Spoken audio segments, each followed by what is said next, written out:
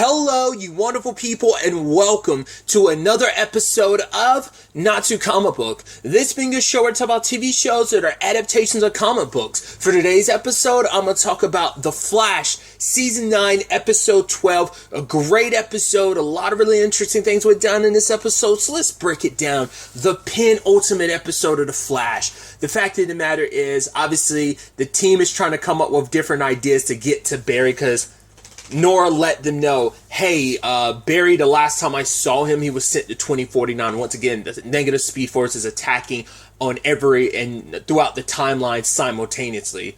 It's at this point, it's like a three-pronged attack, but we don't, it's not simultaneous attack, but we don't know if there's going to, we know the fourth part, but I think that's just where that's all going to conclude is my biggest question last episode, because I was like, right, the next episode's got to take place 2049, because that's where Eddie currently is. But either way, and I do love the board of ideas they had to try and get to Barry. One of them said call the Wave Rider for because no one there on the team can time travel. The only time traveler on the team is Barry, and now that he's out of when we need some help. I could not read all the suggestions. I'm going to have to try harder next time I watch the episode or something. But I saw some of the suggestions and they're just no, that's not going to work. God, there was someone else they were going to try and contact too, but they were oh yeah, one of them was do we try Professor Stein again or something like that? But it's no, that's not. I just thought that was interesting. I guess it's that would also involve some time travel, considering obviously he's not alive anymore. So, but maybe that also ties into the Wave trying to contact the Legends. I don't know. It's kind of nice, just because we're not getting any more cameos or whatever in that capacity. So it's just it's obviously no more Legends tomorrow, but just kind of one last final mention of them just out there dealing with their own situation, especially where they're dealing with where season 7 left them, so they're not in a position to really help right now. But either way, I also thought it was interesting too when Nora popped up, the way she was flickering, and she didn't pop in lightning wise like she did last episode. It turns out, the reason behind that is because the Speed Force is attacking her, and and the way they put it later on, she's gone. So all that's left of the Speed Force exists in Barry and his family. So I can only assume that means the other forces are out of play as well, or maybe they're still putting up the fight. But the Speed Force, because none of the other because all the other forces do have their respective avatars. It's only Nora that isn't. She just is. So I guess her circumstances are a little different. So the other avatars are probably the other forces are hanging on to their avatars. Nora is just Nora. She's just the Speed Force. So with her being gone, all that's left is what's in Barry and his family. So what's in Barry, what's in Nora and Bard, and what's in Jay. But even then, that might not even be the case. Obviously, Jay is originally from a different Earth, so I don't know how his circumstances. He's still family, but I don't know if they have that direct correlation, or is just specifically the Allen family that only has her powers. Well, you could also assume that has to account for Wally too, because he's part of the family. I don't know. Maybe I'm thinking. I'm definitely thinking too much about it, but I'd assume it falls to Wally and Jay to also have it too. But either way, tangents and all that aside, picking up with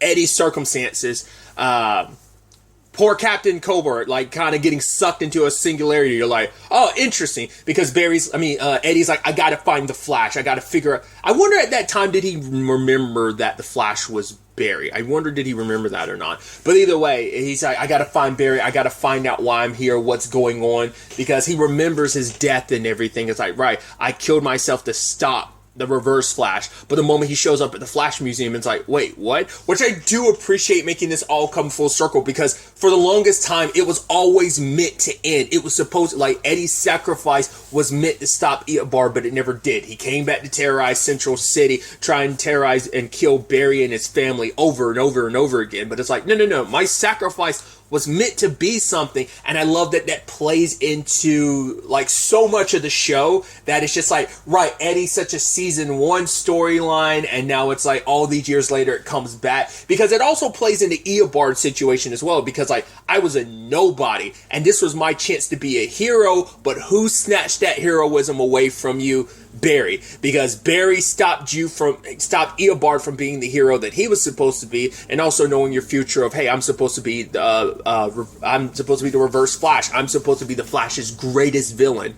So there's that. And what happens in Eddie's case? Eddie's fiance was taken from him. The entire life he was supposed to lead was taken from him. The negative speed force is disgusting, dude. Like, the fact is, like, it didn't give Eddie his own daughter. What did it do? It's like, oh, hi, it's me. Like, Dad, it's me. It's like, I don't have a daughter, but you could have if it wasn't for Barry. It took Nora. It couldn't even give you your own daughter. It had to give you your fiance back, and it had to give you, like, take Nora from Barry and get... I mean... That's disgusting. But should I be too surprised? Let's not forget Armageddon was all of Thawne taking Barry's life and becoming, hey, I'm the hero this time. I get to be the Flash. You're the enemy. You're the villain. You're the Reverse Flash. So the fact is that, should we be surprised that a season later that the negative speed force is doing that again and trying that? Because, once again, it's just like that direct parallel between Eobard and Eddie in that thing. Especially because, yes, I mean, at this point, it's 2049. We are 35 years deep, 34-ish years deep into, like, Barry and Iris's circumstances. Everything building up to the life that they've built up to that point in time. And for Eddie, that was all just yesterday. So it is kind of crushing that, hey, like, here's this, the life I was supposed to lead, and the negative speed force trying to get to him. And obviously Nora and the rest of the team are running tests. I do think it's interesting, it speaks volumes, that obviously the only people there in the future are Cecile,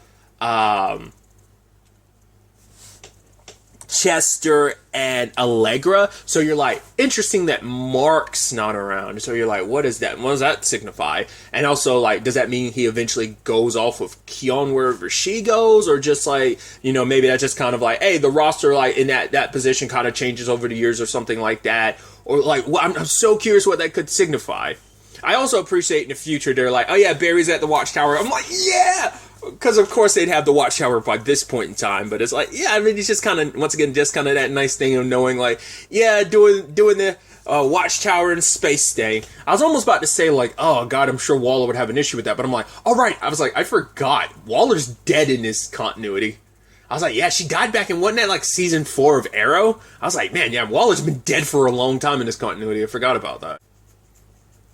That also means, like, the only person that really keeps the heroes in check in this continuity would probably have to be themselves. I mean, once again, that was the whole purpose, as we learned last season, of the Injustice Protocol, in case, you know, if this Injustice storyline ever happened, which Barry thought was happening, because he's like, yo, dude, I'm losing my mind, I'm hurting people, I'm doing a lot of stuff, and obviously it was all Eobard messing with him. But either way, tangents and all that aside. And once again, I kind of figured the person they'd end up possessing in the future would most likely end up being Nora, which is also extra disgusting considering, like, well, Eobard killed Nora, the Nora they got to know from a particular timeline. Like, the Nora they knew from, like, they met in season 4 and 5, that Nora. So it makes it even more disgusting for you to possess her in this regard. But... also, I'd actually completely forgotten. She was like, because he was like, wait, you're supposed to be, like, don't I? She's like, yeah, I know you met me back in 2013. I was like, oh man, I was like, I completely forgot about, like, you and Bart, like, met Eddie all those years. I'd actually, because that reinvigorated that in my head of, like, right, we gotta circle back to that, because that's all we got of Eddie was, like, the 2013 Eddie. And so... I completely forgot about it. Wasn't that, like, episode 6 last season? Because I believe it was the episode immediately after the conclusion of the Armageddon crossover. Present day Team Flash's attempt to try and get to Barry, who, like, they can't really lock onto him, and once again, they have no means of full-blown time traveling, except for Cecile. She can astral project her consciousness, so it's like, hey, astral project your consciousness into your future body, which she's like, I love Cecile's breakdown of that. I'm like, yeah, I have to just astral project myself into my future body, trying to help our Barry, while basically the space-time continuum and everything is being attacked, and then I gotta come back and teach Jenna, like, basic mathematics. He's like, yeah, it's simple, easy peasy. It's like, yeah, it is a lot. This is your lives. That's kind of wild. Which Cecile did go to the future. She was like, oh wow, I'm still looking. I do love that Chester, Allegra, and Cecile kind of look exactly the same. Whereas I don't feel like I saw any gray on them, but we saw Iris and she had the. I was like, wow, that seemed interesting. But maybe there was gray and I just didn't really notice it as much on the others. But either way, when it comes to Cecile, she was immediately like, and that's the problem with going to the future. You learn a little too much about yourself. And she learns that, hey, apparently I don't go home that often anymore. Like, the only time she's been home is like twice this particular year. And that scared her because it's like, for her, it's like, I'm making the same mistake again. I worked myself, like, that's how she compensates with stuff. Like, she tends to like dive too deep into work. She's like, I miss my own mom's death because of that, and obviously that left her with some trauma that obviously she worked through. But now she feels like she's making that same mistake again. If like, right, her and Joe have found this like work-life balance situation. Now it's like, right, and that, but now it's like, wait, in the future I don't go, whatever my circumstances, no matter the reasoning, I'm not there that often. And I do love that Keon is the one that suggests like, no, I think you're better suited for this job, Chester, and has him speak to Cecile. That's like, when the time comes, you'll say the right thing. And so for Chester, he's like, if past me could see where I ended up right now working with Team Flash, he wouldn't believe it. And so the fact of the matter is, Cecile is like, no matter, like the fact is that you love Joe, and maybe you're not home for whatever reasons, but don't like let yourself get so overwhelmed by that. A future that, for one, you don't have the full context of, but also like you and Joe not spending like all that time together, it doesn't erase the fact is you love each other. And the fact is that, because she's worried that like the superheroism is going to get in the way of her family. And so Chester tells her that like her heart and her, like, oh God, I'm going to butcher it, but he was basically saying her heart and who she is kind of obviously her superpower. Like, having a meta ability is cool, but like that's not your superpower. It's like you having the huge heart that you do is kind of your biggest virtue, which ultimately ends up being her superhero name, which I am curious now that I'm thinking about it. So the character of Virtue is a character from the comics, but it's not Cecile. It's a different character, but the powers and even the costume she has in the show, like her final costume that Chester fixed for her, is the Virtue costume, like modified from the comics, but it isn't Cecile. The character's name is Holly. So just one of those little details they changed. Because I know, like, for example, I know like Allegra is. I was curious whether or not like Cecile was a made up character for the show, which I believe she is. Okay, so the character isn't made up. The character is from the comics. Obviously, it's a similar character of like being a lawyer, but once again, it's like, so they took Cecile and they combined the character with Holly Fields as Virtue, which is kind of, once again, it's interesting when you find out characters actually like are just amalgamations of other characters. It's always interesting to find stuff out like that. But once again, that's the first time I've ever looked into that, so that was just kind of an interesting thing to know. But tangents and all that aside,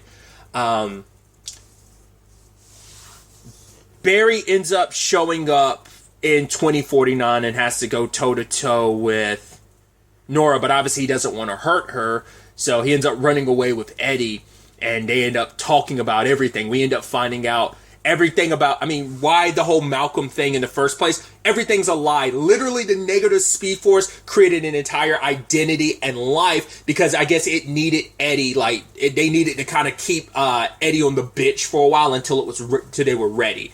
Basically, like, that's why all that stuff keeps shifting to try and keep the narrative correct in his mind, is because it needed him preoccupied long enough that it could wait till it could fully, like, because it's like, hey, I gave you this life and I'm gonna snatch it away from you, but wait, I'm not the one that snatched this life away from you. It was Barry, the life you were supposed to live. Like, this is all fake. You're living as Malcolm. Who you really are is Eddie. And the fact is that that was supposed to be your life with Iris and having a daughter, but Barry took it from you. It's like, yeah, the negative speed force brought you back to life because it needed you to be its new avatar. I even love its explanation of, like, with Barry, it's like, Barry refuses to kill Nora. It's like, you refuse to kill your own flesh to do what needs to be done. But it's like, I guess the negative speed force has always kept an eye on Eddie, or maybe, like, it's always been in the back of its mind that, like, well, Eddie is willing to kill himself just to destroy his own flight. Like, he isn't so tied to family that he isn't willing to kind of destroy it. Whereas Barry puts, like, you know, protecting his family above all else. He would never hurt them. And it's like, that's what makes Eddie the ultimate avatar. He isn't tied by something like love. I mean, even, you know, this negative speed force saying, like, don't you realize, like, what is the most powerful tool under my belt is, like, hate. The most powerful form of it is corrupting love. That is when you're able, and that's what it's doing. It's corrupting Eddie's love for Iris by diluting him with, like, you know, what the life he should have led, which, I mean, it's understandable. Once again, for Eddie, this was just yesterday for him. His entire life is crumbling. Like, oh, I thought it was Malcolm, but now I remember I'm Eddie. And so all that stuff is Eddie just feels like it was yesterday for him. I mean, and now it's like Barry and Iris, not only are they like years into their relationship present day, but they built decades later, like, you know, especially because Eddie, I'd actually completely forgotten the whole thing of, yeah, because there was the whole future thing that Barry knew, and I think Iris knew about. The fact is that Barry and Iris were going to be together. They were meant to be. So there's the element of, we kind of had to fight destiny. And because he talks to Iris later, and she's like, right, you always said that there was always 3 people in our relationship, which I said you were wrong at the time, but you were right, because it was always meant to be me and Barry. Because I didn't realize it at the time how I felt about him. Even if it wasn't clear to me, I did have those feelings for Barry, and it just, you know, and it's kind of sad because that now puts you as that person of, like, oh, because now it puts him as even more of a footnote in history, and that's what makes him like, no, I don't want to be a nobody, because it goes back to, I'd actually forgotten that Eobard had said that to him of, like, oh, you were literally the only Thawne in our family history that was a nobody. You weren't even a footnote. You were so forgotten in history. And Eddie wanted to be the hero. And even then, it's like, what happened? Everyone moved on. No one remembered me. It's like, we know that's not the case. Obviously, Iris still remembers all those years later. I mean, because Barry will never forget the sacrifice Eddie made to protect him and stop Eobard. It's like, your sacrifice was never forgotten. I'll also tell you, I never forgot you, Eddie, because I always was like, yo, when is that storyline coming back around? So you were never forgotten in my mind, Eddie. So, but yeah, it's an interesting meta situation in that regard. But Barry is trying to help him. It's like, hey, like, we can find, like, a life for yourself. You could build a life for yourself instead of just trying to take the life from me. Like, that's what the negative speed force want. Like, it's feeding off that anguish and everything that you're going through. That's why it put you in this position. It showed you all the stuff that it believes, saying, like, oh, you could have this, but it's not your life, it's my life. And once again, Eddie's so deluded because he's thinking, like, no, this is my life that Barry stole from me, rather than seeing it for what it is, that the negative speed force isn't giving you your own life. It's basically making you take Barry's life, because that's the ultimate middle finger. Is like, that's how I get back at him. I wipe out the Allen family, and I make it the Thawne legacy that it always should have been, that it kind of was last season, and now I'm making it official. And by doing that, I completely erase the Allen, bloodline throughout, all time and stuff. So,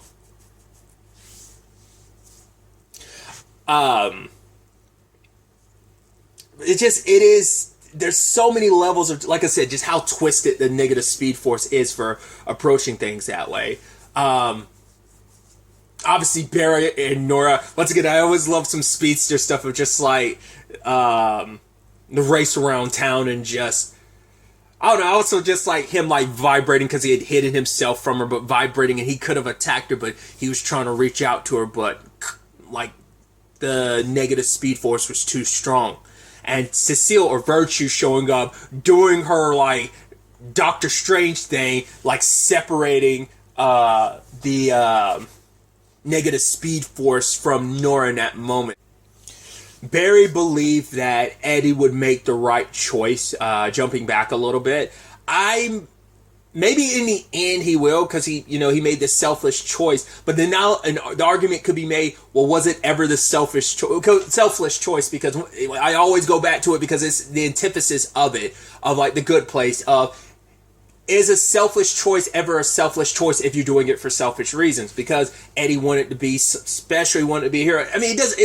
To me, it tarnishes that legacy a little bit. But also, you're very human. Like, anyone has multiple reasons for doing what they did. But like, Eobard's torn between like, I don't know what's right anymore. He wanted to see Iris one last time because he figured Iris would be the one that kind of gave him the push he needed to make the right decision. It's like, right, I don't have to choose the negative speed force. Because he was also thinking like, hey, if I don't choose the negative speed force, what does that mean for me? Does that mean I have to die again? But Iris was like, no, we can help you. But then like she saw the shifted photo of like, yo, that's not our life, Eddie. I love Barry. I love the life that we built for each other more and more with each passing day. But for Eddie, it's like, oh, you're going to regret, you and Barry and everyone's going to regret like this. It's like, oh. Because it's obviously the negative speed force playing with you and messing with you, but it's also like, ugh, that's obsessive boyfriend that's the obsessive ex come back in your life all these years later. Like, we were meant to be. You should have been with me. I'm also saying like, I'm your Eddie. Once again, this is 2049, Iris. You haven't been her Eddie in like 30 years, my dude. 30 plus years, my dude. It's wild. And now there's all these thunderstorms happening, but it's not even lightning. It's basically it's the timeline collapsing. Because, once again, the attack is happening all across time, and it's all fracturing and breaking apart. So, Cecile goes back present day, but we have no idea where Barry ended up landing now. I'm like, so is he going to be in kind of like is it almost going to be like a season 2 finale of Legends of Tomorrow, where basically all of time is like bleeding into each other in like one particular moment in time? So past, present, and future are bleeding together. Is that where Barry's going to find himself back in 2023 in that regard, or what? But ultimately, Eddie gives in to the negative speed force. And I love that he's looking to the crystal, seeing the life that should be his. Because for him, he was upset, like, why would you show me something that can't be mine? I can't have it. It's like, no, you can have it. All you have to do is destroy Barry and his entire legacy. And I love what does it also show him in the crystal besides Iris and him and Nora? It shows the big speedster baddies: Zoom, Savitar, Godspeed, and Reverse Flash. Which all of those speedsters have had significance to the Allen family in many different regards. Obviously, Zoom killed Barry's dad. Savitar ended up being a version of like one of Barry's, like, what was the word for him? Like almost like a time clone or whatever of Barry. So, and it was supposed to kill Iris, but it ended up killing HR. Godspeed is to Bart what Eobard is to Barry.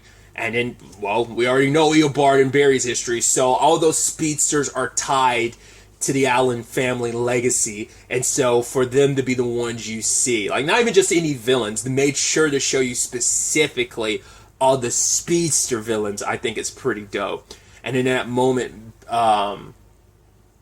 Eddie opens a singularity. I'm like, is this gonna... I mean, especially because Nora had brought that up about, like, yeah, the last time a singularity, like, opened up, I mean, luckily it didn't spread, but the last time one opened up, it led to, the end of Season 1 / the beginning of Season 2, when Robbie I said Robbie, because Ronnie ended up sacrificing himself to stop the singularity. So it's interesting. And I'm sure that's going to play a key role in this, because that's kind of where this started / ended. So it'd be interesting for it to kind of come full circle and kind of end in a similar regard of this time is up to Barry to stop a singularity. He maybe he couldn't stop it before, but now all these years later he's able to. I think that'd make it all come full circle too, especially like how season 1 ended with that and Barry running into that singularity, and maybe it can be kind of a similar thing in this regard. I don't know. I'm so interested to see where all of this takes us, how this is going to play out, especially with the Eddie stuff. Like, will Eddie meet his end? Will they be able to save Eddie and just kind of put him on a different path? Who knows?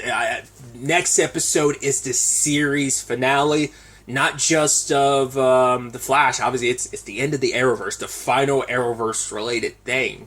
Direct Arrowverse thing, once again, Superman and Lois is taking place on his own Earth, same thing for Gotham Knights. It's in the same boat as like Naomi and Stargirl and stuff like that. Of like, yeah, it exists potentially in the multiverse that is the Arrowverse, but yeah, like everything Arrowverse related directly is here on Earth Prime. So I don't know. It's definitely going to be interesting to see how this all wraps up and what ends up happening.